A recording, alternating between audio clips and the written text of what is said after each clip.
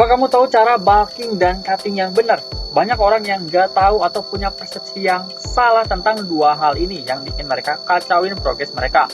Bolak-balik bulking, cutting, dan nggak bisa dapetin fisik yang mereka pengen. Kalau kamu ngelakuin bulking, cutting, ataupun recompositioning dengan benar dan kamu tahu kapan harus ganti fase, fisik kamu bakal sangat mendekati apa yang kamu pengen cuma dalam setahun 2 tahun.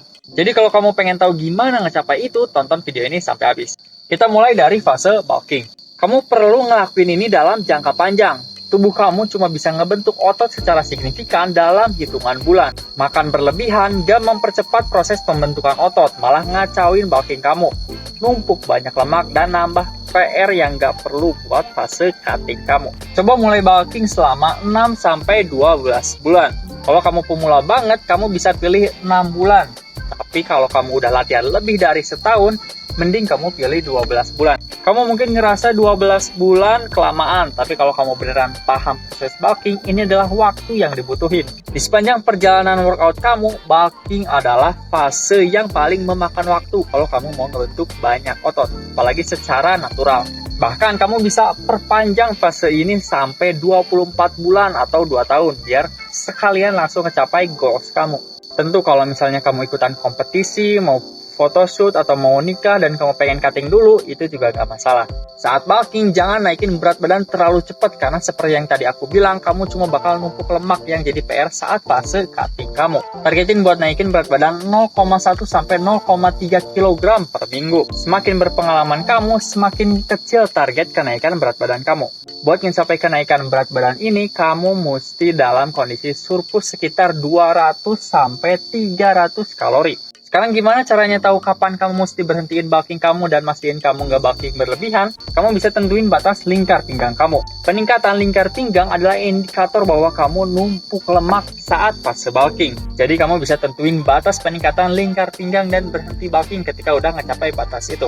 Indikator lainnya adalah persentase kadar lemak tubuh. Bisa secara visual atau pakai alat kayak kaliper atau timbangan yang ada biological impedance. Banyak lagi indikator lain dalam kualitas hidup kamu, misalnya kualitas latihan, tidur, mood, dan sebagainya. Lakukan istirahat atau mini cut jika indikator-indikator ini konsisten menurun. Gimana dengan makronutrien saat bulking? Makan 1,6 sampai 2,2 gram per kilogram berat badan per hari. Usahain makan protein berkualitas dengan asam amino lengkap. Lemak harus mencakup 25% dari total asupan kalori kamu, dan karbohidrat menuhin sisanya setelah protein dan lemak. Kapan bisa mulai bulking? Biar bisa bulking secara efektif dalam waktu yang lama, buat yang cowok aku saranin mulai bulking saat lemak tubuh kamu sekitar 10-12%. Nggak harus segini, tapi ini cukup ideal buat mulai bulking jangka panjang. Buat cewek aku saranin mulai bulking dari lemak tubuh sekitar 18-20%. Kalau kamu pemula dan emang kurus, langsung bulking aja. Sekarang kita bahas cutting. Yang dibahas di sini full cutting ya, bukan mini cut. Kalau kamu mau aku bikin video khusus tentang mini cut, tulis aja di komen.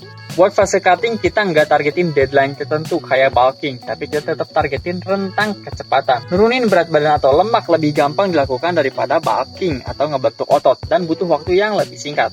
Targetin penurunan berat badan sekitar 1% per minggu. Bisa kurang dari itu, tapi jangan terlalu cepat turunin berat badan karena otot kamu bakal ikut hilang.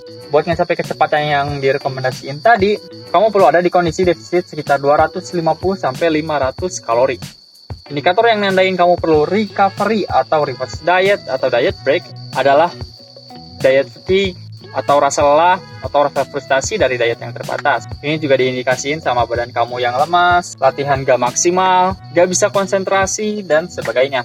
Kalau ngerasain semua itu, mending istirahat seminggu 2 minggu, baru lanjutin lagi cutting kamu.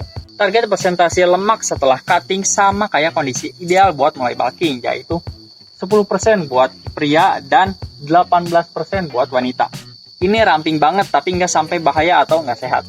Makronutrien tetap sama kayak pas bulking, tapi karbohidrat bakalan lebih sedikit, karena menyesuaikan sama target kalori harian yang berkurang.